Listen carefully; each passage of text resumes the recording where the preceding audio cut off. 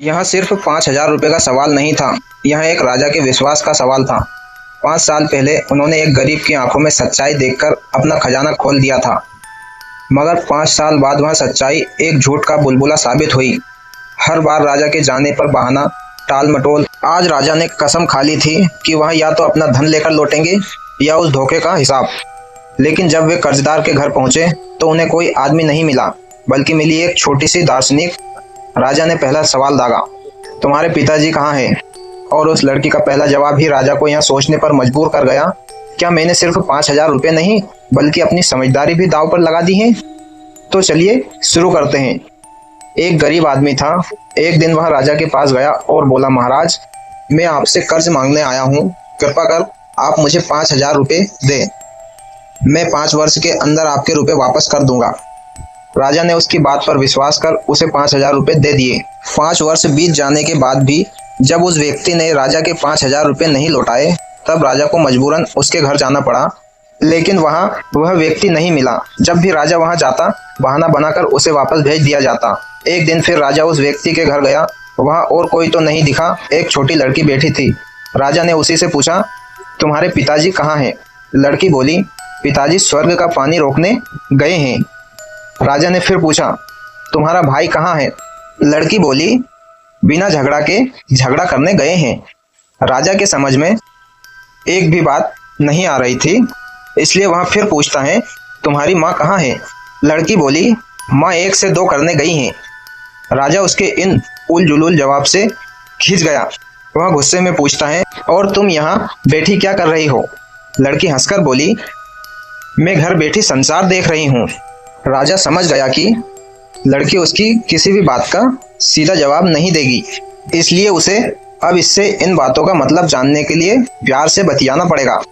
राजा ने चेहरे पर प्यार से मुस्कान लाकर पूछा, बेटी, तुमने जो भी अभी अभी मेरे सवालों के जवाब दिए, उनका मतलब क्या है?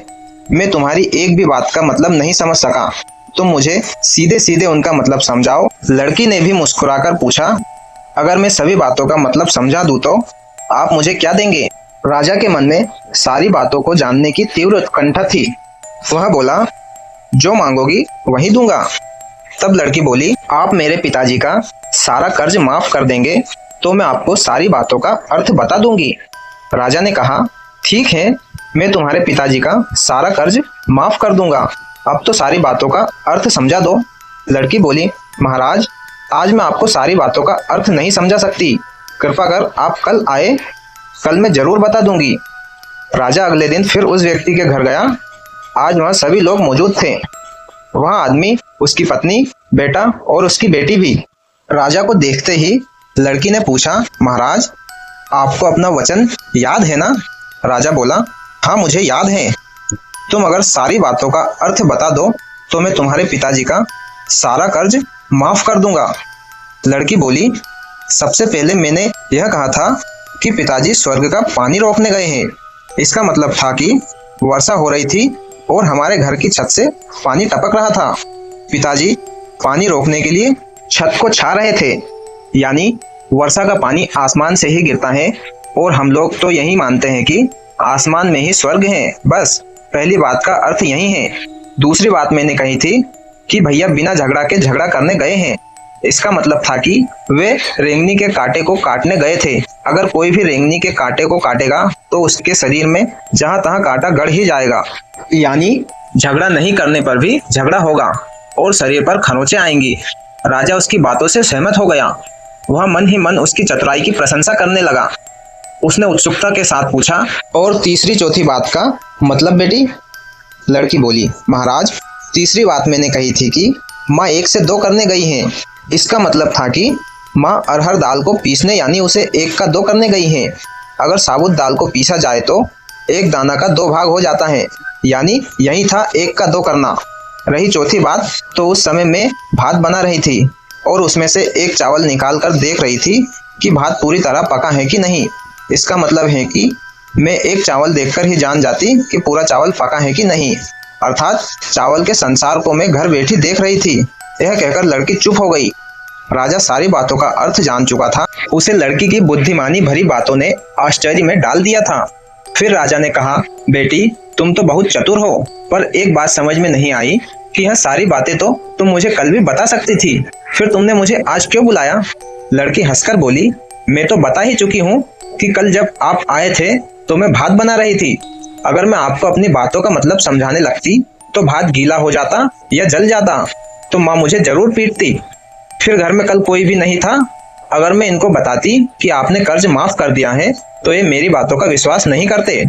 आज स्वयं आपके मुंह से सुनकर कि आपने कर्ज माफ कर दिया है, जहां इन्हें इसका विश्वास हो जाएगा वहीं खुशी भी होगी। राजा लड़की की बात सुनकर बहुत ही प्रसन्न हुआ। उसने अपने गले से मोतियों की माला निकाल उसे देते हुए कहा, बेटी यह लो अपनी चतुराई का पुरस्कार।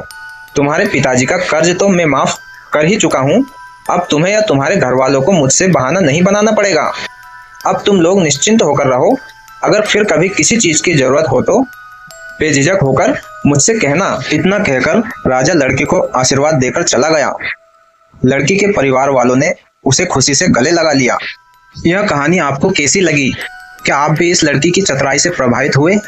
अगर आपको यह कहानी पसंद आई और आपने भी इससे कोई सीख ली है तो कृपा करके इस कहानी को लाइक किए बिना ना जाए और ऐसी ही दिलचस्प और ज्ञानवर्धक कहानियों के लिए सब्सक्राइब करना ना भूलें।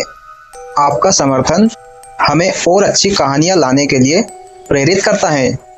लाइक करें और सब्सक्राइब करें। धन्यवाद।